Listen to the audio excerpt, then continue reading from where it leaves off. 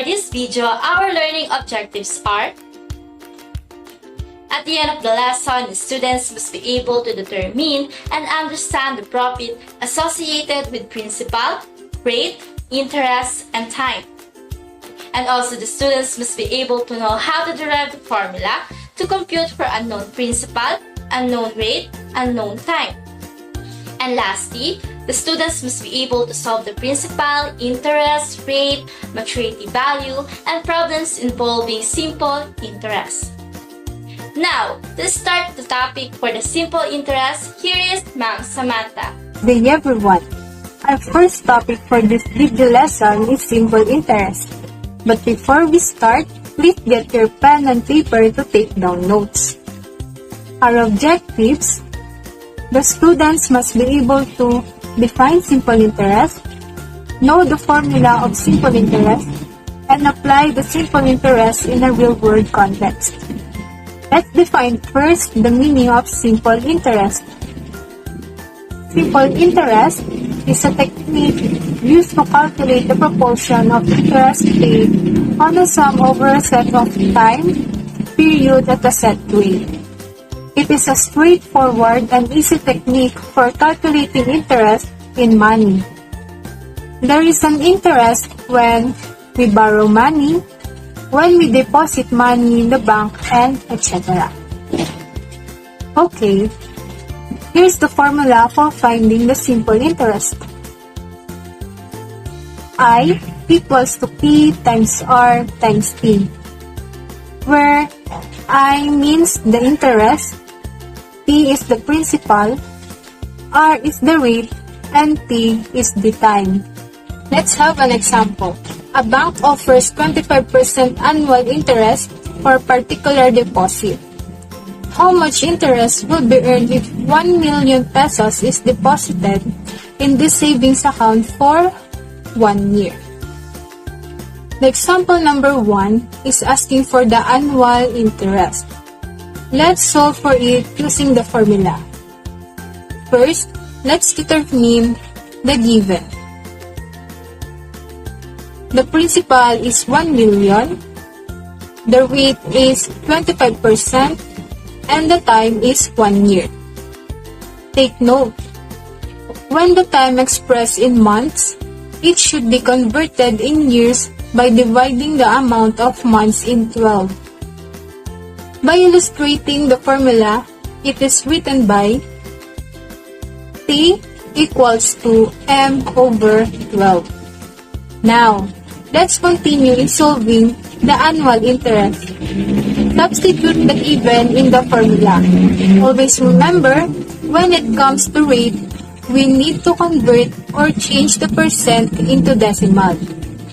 Like for example, 25%, we need to change it to 0.25.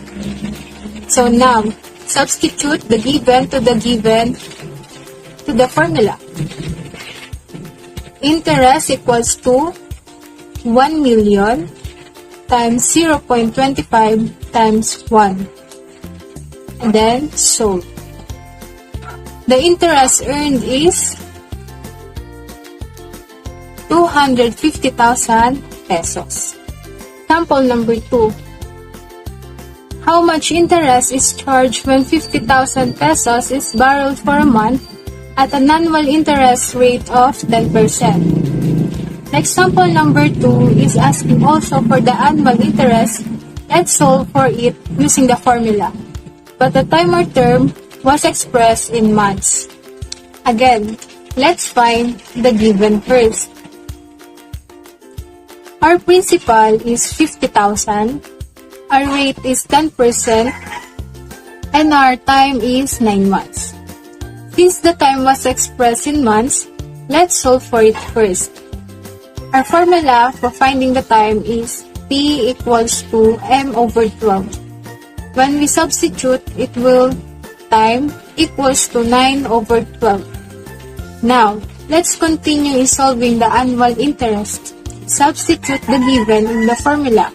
I equals to 50,000 times 0.10 times 0.75. Then solve. The interest earned is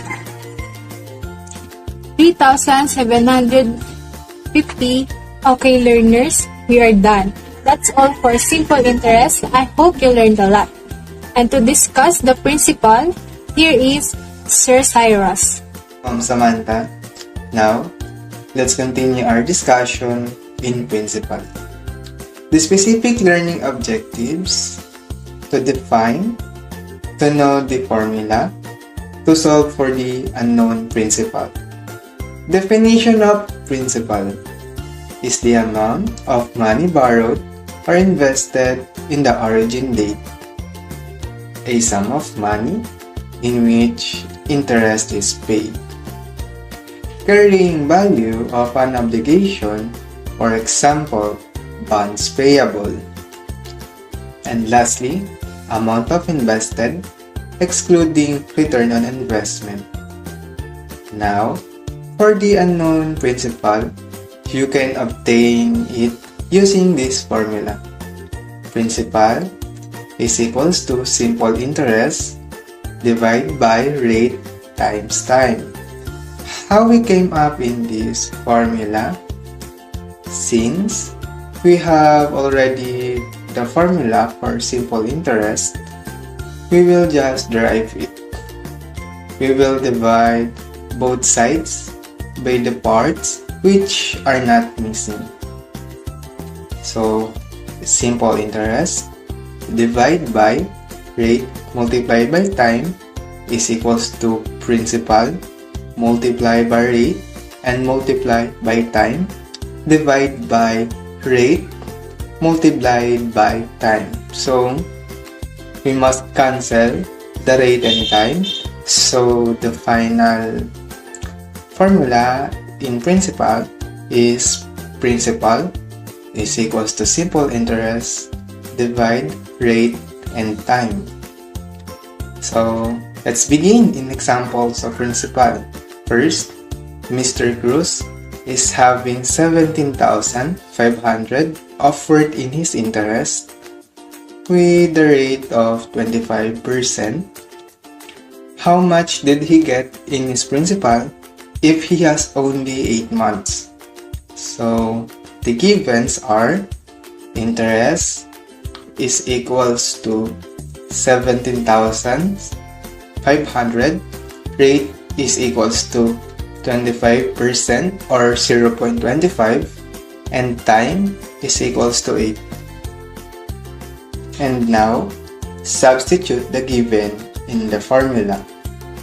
Principal is equals to simple interest divided by rate multiplied by time. So, 17,500 divided by 0.25 multiplied by 8. So, the final answer is 87,500. Let's have another example. Tayla borrowed money on 22% simple interest for 1 year to buy some expensive Christmas present. When she paid back the loan a year later, 22,000 interest was charged. What was the original principal amount she borrowed? So, let's have the given. Interest is equals to 22,000. Rate is equals to 22% or 0.22. And the time is equals to 1. Now, let's substitute the given in the formula. So, principal is equals to simple interest divided by rate multiplied by time. So, 22,000 is divided by 0.22 multiplied by 1. So, the final answer is 100,000. And that's all for the lesson in principal. And to discuss the rate, here is Ma'am Angelyne. As the continuation of the lesson, let's now proceed with finding the rate of simple interest. But first, let us define our learning objectives. At the end of this video, the students must be able to first define rate, Second, appreciate the advantages and disadvantages of rate for investments and loans. And last, to solve for the unknown rate.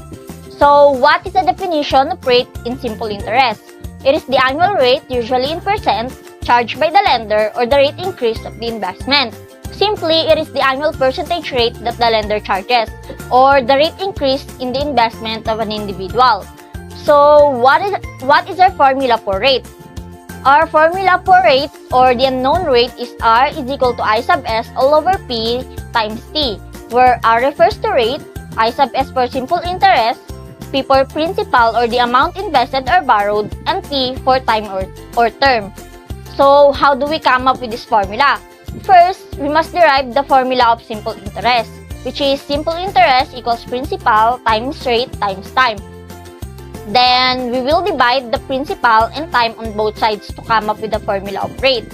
So, it will be simple interest over principal times time equals principal times rate times time all over principal times time. Then, we will cancel the principal and time on the right side. So, our formula will be again rate is equal to simple interest over principal times time. Now that we know the formula for rate, let's have an example. Asahi invested 2,100 pesos into a savings account. In 14 months, he earns a total of 98 pesos of interest. What is the annual interest rate offered by this account? So, our given are 98 pesos interest, 2,100 pesos principal, and 14 months for time. Let's now substitute the given in our formula. So, our equation now is rate is equal to 98 over 2,100 times 14 over 12. Take note that we should express the time or term in years. So, the 14 months should be converted into years by dividing it by 12. Then, the answer will be 0.04, or to convert it into percent, we should multiply it by 100. So, the final answer is 4%. Let's have another example. If an entrepreneur applies for a loan amounting to 500,000 in a bank, the simple interest is 157,500 for 3 years. What is the interest rate is being charged? So, the given are 500,000 for principal, 157,500 for interest, and 3 years for time. Let's now substitute the given in our formula. So, our equation now is rate is equal to 157,500 over 500,000 times 3. Since the time or term is already in years, we don't need to divide it by 12. So, the answer for this example is 0.105. Again, multiply it by 100. Therefore, the rate is 10.5%. In addition, one advantage of simple interest is that if the interest rate is low and you have a loan in a bank, then the amount to be paid at the end will be quite low too. That is, depending on the number of years to be paid. And the disadvantage of simple interest is that if the interest rate is high, then the borrower will pay more. In addition, if the time or years to be paid back is longer, then again, the borrower pays more.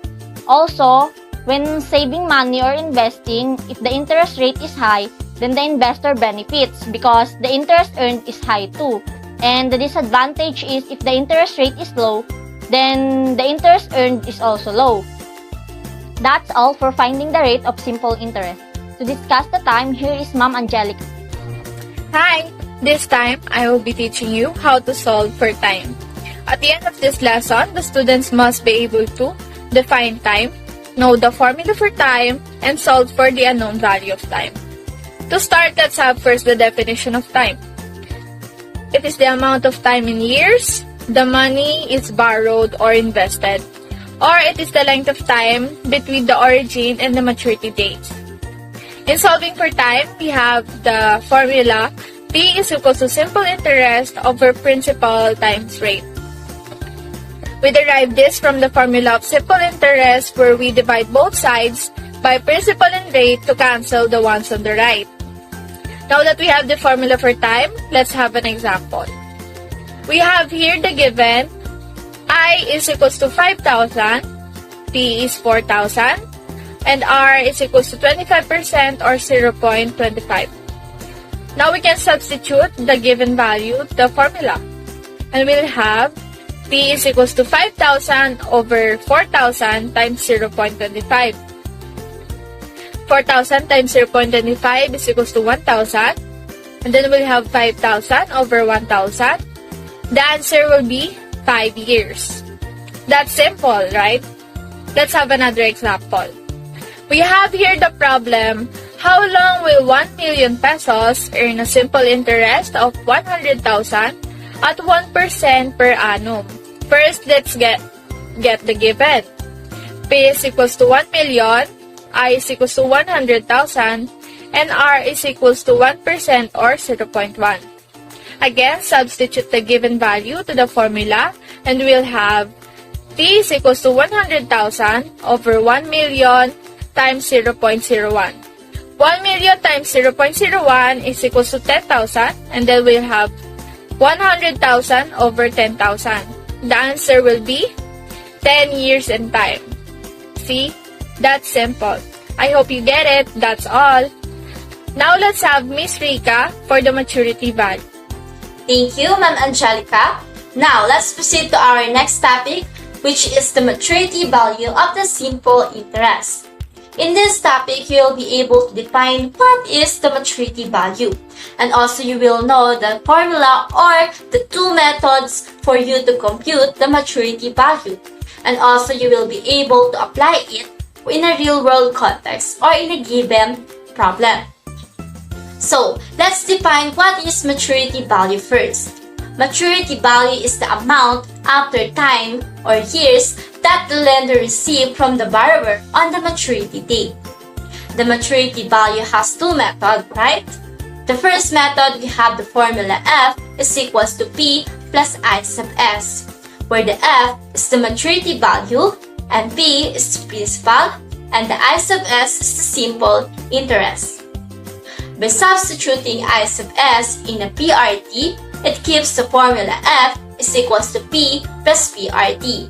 By simplifying this formula, F is equals to P times the sum of 1 plus RT, which that are the second method, where the F is the maturity or the future value, and P is the principal, R is the interest rate, and T is the time.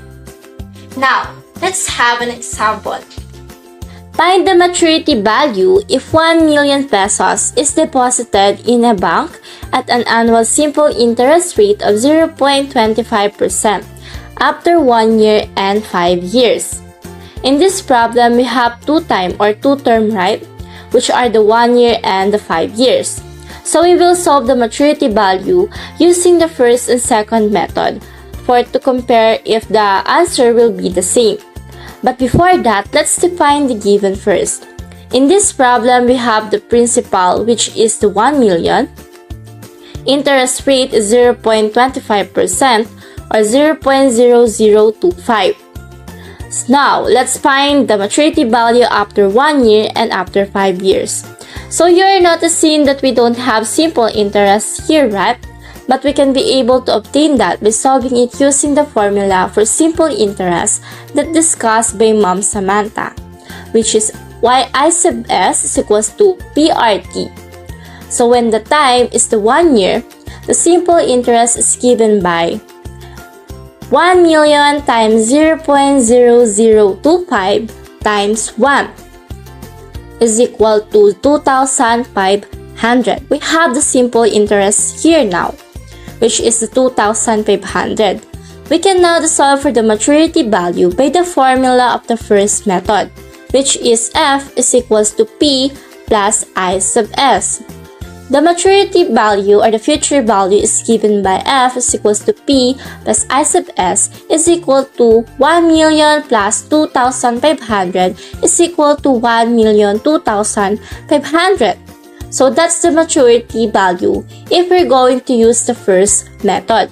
Let's see if the answer will be the same if we will use the second method. So to directly solve the future value, we have P times the sum of 1 plus RT, which is the R is the rate, correct? And time is the T. So 1 million times the sum of 1 plus 0.0025 times 1 is equal to 1,02,500. So using the first and second method, we can obtain the same answer, which is the future or the maturity value after 1 year is 1,02,500. So let's see again if we're going to have the same answer if the time is 5 years. So when the time is 5 years, the first we will solve for the simple interest, which is the PRT. So 1 million times 0.0025 times 5 is equal to 12,500. Since we have the simple interest again here, let's solve for the maturity value with the use of first method. So F is equals to P plus I sub S. So 1 million plus 12,500, which is the simple interest, is equal to 1,012,500. Now let's see if we have the same answer if we're going to use the second method.